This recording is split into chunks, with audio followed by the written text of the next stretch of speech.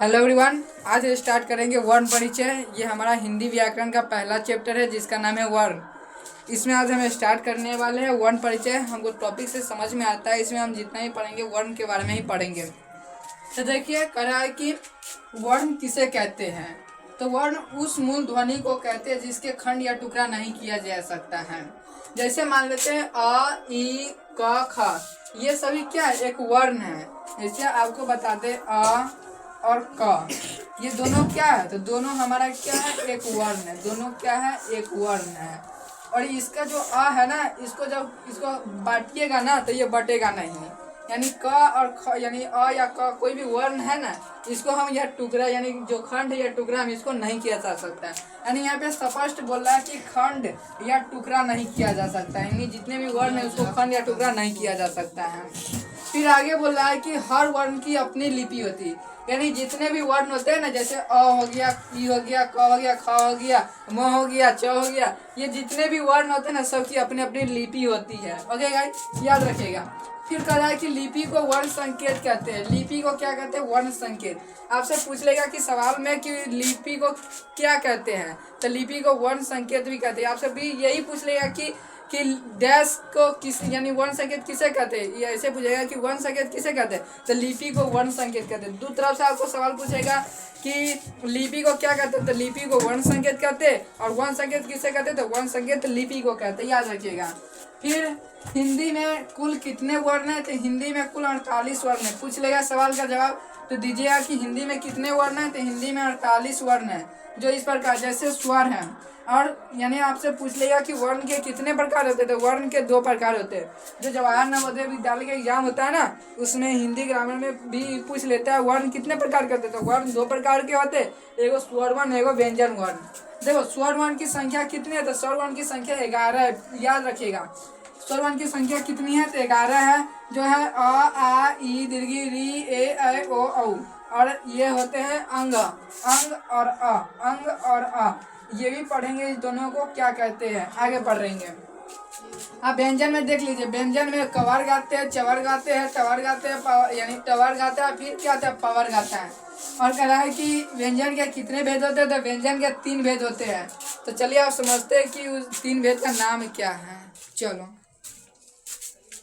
बोलो। चलो देखो, आप कह रहा है कि इनके 3 भेद है। किसके 3 भेद है, तो व्यंजन। यानी आपसे पूछ लेगा कि व्यंजन के कितने भेद होते हैं, तो याद रखिएगा व्यंजन के 3 भेद होते हैं।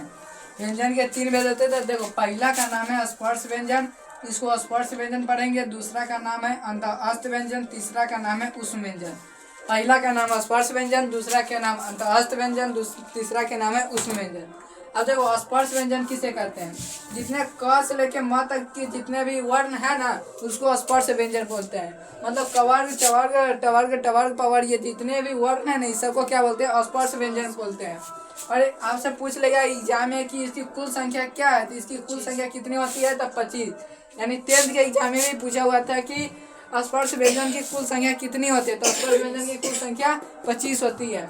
फिर बोलिए अंतःस्थ व्यंजन, यानी कि कुल संख्या कितनी है, यानी अंतःस्थ व्यंजन की कुल संख्या 4 होते हैं। अंतःस्थ व्यंजन की कुल संख्या कितने होते हैं, 4। जैसे में या, रा, ला, वा, ये चारों क्या है, ये अंतःस्थ व्यंजन है। और उस व्यंजन की ये जो 4 संख्या यानी जो अंतःस्थ व्यंजन है उसकी भी 4 संख्या है, और उसमें व्यंजन है उसकी भी 4 संख्या है, याद रखिएगा। और जो उसमें व्यंजन में 4 है वो है तलावी सा, मध्यान्ही सा, डंटी सा और हाँ। अब देखो यहाँ पे 2 जो है ना, 2 क्या है, ड और ढ। ये क्या है, दो एक वर्ण है। और यहाँ पे बोल रहा है ये जो बिंदु है इसको अनुस्वार बोलते हैं। ये 2 बिंदु दिया है इसको क्या बोलते हैं, विसर्ग बोलते हैं। इसको अनुस्वार, इसको विसर्ग। और ये दोनों क्या है, तो ये दोनों अयोगवा है। आपसे पूछ लेगा अयोगवा कितने हैं, तो 2 है, याद रखिएगा। एगो जो अंग है और ये अ है, ये दोनों क्या है, अयोगवा है। तो यहाँ तक कोई डाउट नहीं है, तो चलते हैं आगे। नहीं है अभी। देखो अब कह रहा है कि अगला हमारा टॉपिक है वर्ण के भेद। ओके देखो वर्ण के भेद में कह रहा है कि वर्णों के 2 भेद होते हैं। वर्ण के कितने भेद होते हैं, 2। एगो पहला नाम है स्वर वर्ण, दूसरा का नाम है व्यंजन वर्ण। याद रखिए वर्ण के कितने भेद, 2। एगो स्वर वर्ण, दूसरा व्यंजन वर्ण। अब कह रहा है कि स्वर वर्ण किसे कहते हैं। तो याद रखना, स्वर उन वर्णों को कहते हैं जिनका उच्चारण किसी दूसरे वर्णों की सहायता के बिना होता है। मतलब उसमें किसी की सहायता नहीं लेनी पड़ती, मतलब स्वर वर्ण में किसी की सहायता नहीं लेनी पड़ती। याद रखना, इसके उच्चारण में कंठ तालु का उपयोग होता है, जीव ओठ का नहीं। यानी कंठ का मतलब ये कंठ और तालु, और ये क्या है, जीव और ओठ का। यानी तुमसे पूछ लेगा कि स्वर वर्ण में यानी किसकी सहायता से उच्चारण होता है, तुमसे पूछ लेगा कि स्वर वर्ण में किसकी उच्चारण सहायता से होता है, तो एगो कंठ से और एगो तालु से। और याद रखना कि जो स्वर वर्ण है वो किसकी उच्चारण की सहायता से नहीं होता था, जीव और ओठ की सहायता से नहीं होता है। अब देखो ये दो प्रकार के होते हैं, यानी स्वर वर्ण कितने प्रकार के होते हैं, दो। मूल स्वर एगो संयुक्त स्वर। आप ऊपर भी लिखा वर्ण कितने प्रकार के होते हैं, वर्ण दो प्रकार के होते हैं। और मूल स्वर यानी स्वर वर्ण कितने प्रकार के, दो प्रकार के, एगो मूल स्वर एगो संयुक्त स्वर। देखो मूल स्वर में अ आ ई दीर्घ उ दीर्घ ए आई ओ या ए ओ आ जाता है। मतलब कि कौन कौन छूट गया था, ए और यानी री ए औ यानी छूट गया है। यानी तुमको मूल स्वर में आ गया, आ गया, ई आ गया, दीर्घ उ दीर्घ ए ओ, ये क्या मूल स्वर है। यानी दो दो चार दो छः यानी दो दो चार दो छः यानी 8 गो मूल स्वर है। यानी आपसे पूछ लेगा कि मूल स्वर की संख्या कितनी है, तो मूल स्वर की संख्या 8 है। आप संयुक्त स्वर की संख्या कितनी है, तो संयुक्त स्वर की संख्या 2 है। एगो आय है, एगो औ है। ओके, अब इसके बाद समझते हैं कि मूल स्वर की कितनी संख्या होते हैं। देखो अब हमारा अगला टॉपिक आ रहा है कि मूल स्वरों के भेद। अभी हम क्या पढ़े, स्वर के कितने भेद होते हैं, दो, एगो मूल स्वर एगो संयुक्त स्वर। आज हमको पढ़ना है कि मूल स्वर के कितने भेद होते हैं। तो मूल स्वर के दो भेद होते हैं, पहला हर्ष स्वर, दूसरा दीर्घ स्वर। हर्ष स्वर दीर्घ स्वर, यानी मूल स्वर के कितने भेद होते हैं, तो मूल स्वर के दो भेद होते हैं, एगो हर्ष स्वर एगो दीर्घ स्वर। अब देखो हर्ष स्वर क्या होता है, जिसके उच्चारण में कम समय लगता है। हम तुमको कभी बताया कि जिसके उच्चारण में कम समय लगता है वो क्या है, हर्ष स्वर। जिसके उच्चारण में दुगुना समय लगता है उसे क्या कहते हैं, दीर्घ स्वर। अब देखो हर्ष स्वर में कुल संख्या कितनी है, तो हर्ष स्वर में कुल संख्या कितनी है, 4 है। जैसे में कि अ ई उ री, अ ई उ री, ये क्या है, यानी अ ई उ री, ये 4 संख्या, ये कौन है, हर्ष स्वर है। मतलब आपसे पूछ रहेगा हर्ष स्वर किसे कहते हैं, जिसके उच्चारण में कम समय लगता है, इसकी कुल संख्या कितनी है, 4 है। जैसे ने कहा आ ई उ री।